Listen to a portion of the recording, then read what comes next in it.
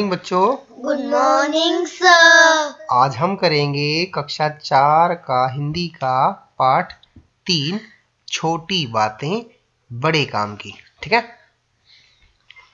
करें शुरू? Yes sir. यह करो यह मत करो, मम्मी पापा के मुंह से यह वाक्य आप कई बार सुनते होंगे। सुनते हो? यस। कई बार मम्मी बोलते हैं ये मत करो, कई बार पापा बोलते हैं वो मत करो।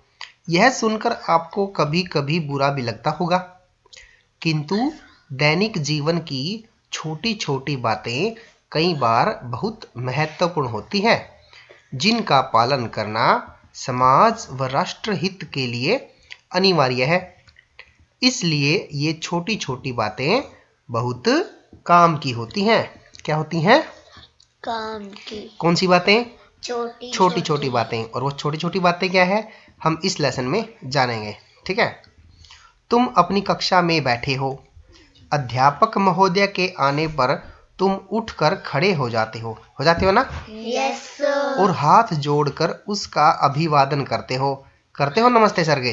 Yes sir. इस प्रकार तुम शिष्टाचार का पालन करते हो। किसका पालन करते हो? शिष्टाचार।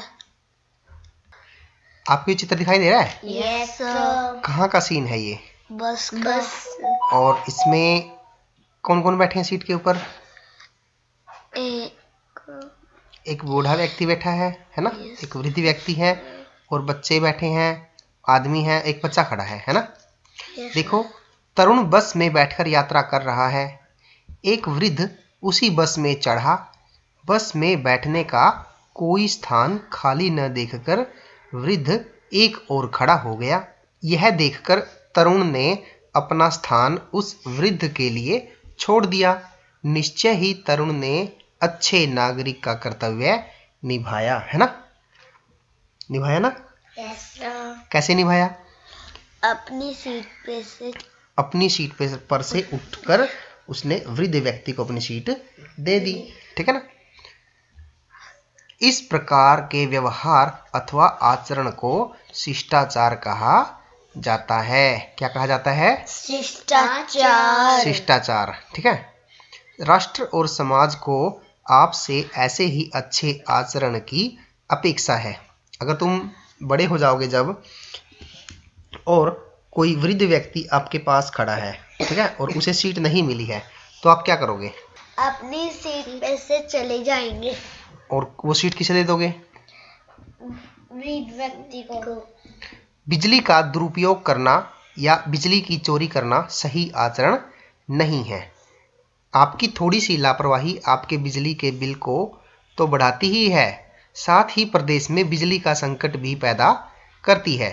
क्या आपने कभी सोचा है कि यदि 100 घरों में एक एक बल्ब भी व्यर्थ जलता रहे तो 100 बल्ब की बिजली लापरवाही के कारण बेकार चली जाएगी। जब कमरे में कोई न बैठा हो तो पंखे और बत्तियां बंद कर दी जानी चाहिए, है ना? Yes sir. अब इस चित्र को देखो, इसमें बल्ब जगा हुआ है ना? Yes sir. क्या इस बल्ब की यहाँ पर कोई जरूरत है? No sir. कोई भी रूम में है नहीं है। No sir. और पंखा देखो, पंखा भी घूम रहा है ना? Yes sir. क्या यहाँ पर इसकी जरूरत है? No sir. कोई भी नहीं है यहाँ पे। तो इस प्रकार बिजली ये क्या कर रहे हैं? व्यर्थ ही ऐसे ही चला रहे हैं, है ना? अच्छा, अब तो और बताओ, हम बिजली की बचत कैसे कर सकते हैं? बल्ब बंद करना और फैन बंद करना। और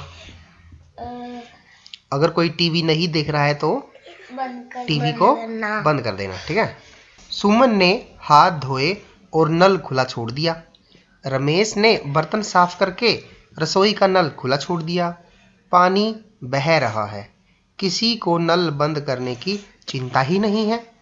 इसे अच्छा आचरण नहीं कहा जा सकता। सबको यह आदत डाल लेनी चाहिए कि जब पानी की जरूरत ना हो तब नल अच्छी तरह से बंद कर दिया जाए। वह देखो, कुछ बच्चों ने आधी छुट्टी में खाना खाया और छिलके तथा कागज कूड़ेदान में न डालकर डेस्क के नीचे डाल दिए। ऐसा करना ठीक नहीं है। कूड़ेदान का प्रयोग करने में अधिक समय नहीं लगता। अच्छा, हम कूड़ेदान क्यों रखते हैं?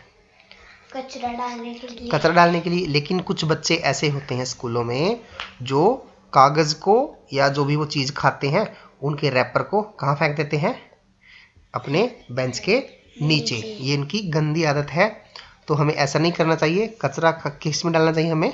कूड़ेदान में, ठीक है।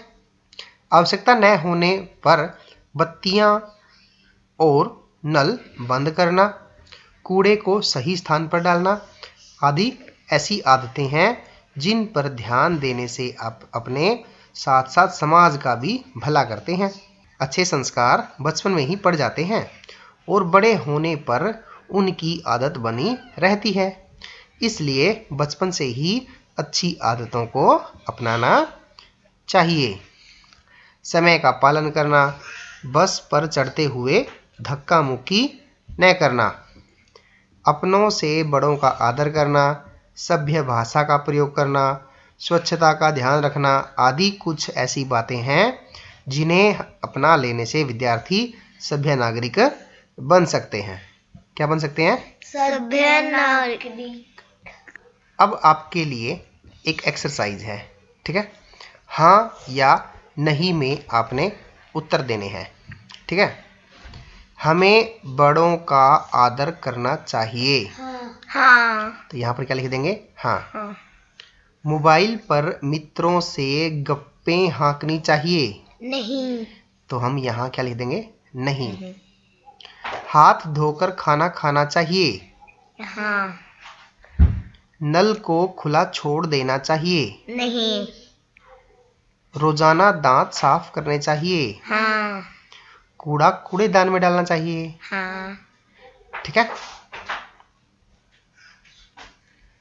शिष्ट अशिष्ट भाषा का प्रयोग नहीं करना चाहिए। ऊपर दिए गए वाक्यों में शिष्ट और अशिष्ट एक दूसरे का उल्टा अर्थ देते हैं। इसी प्रकार नीचे दिए गए शब्दों के उल्टे अर्थ वाले शब्द लिखें। पहला शब्द है स्वच्छ। स्वच्छ का उल्टा क्या बनेगा? गंदा। गंदा। दुरुपयोग का क्या बनेगा? सदुपयोग। सुख का? दुख। सभ्य? असभ्य। आदर? अनादर। आदर का अनादर। ठीक है। इस वीडियो को लाइक करें, हमारे चैनल को सब्सक्राइब कर बेल आइकन जरूर प्रेस करें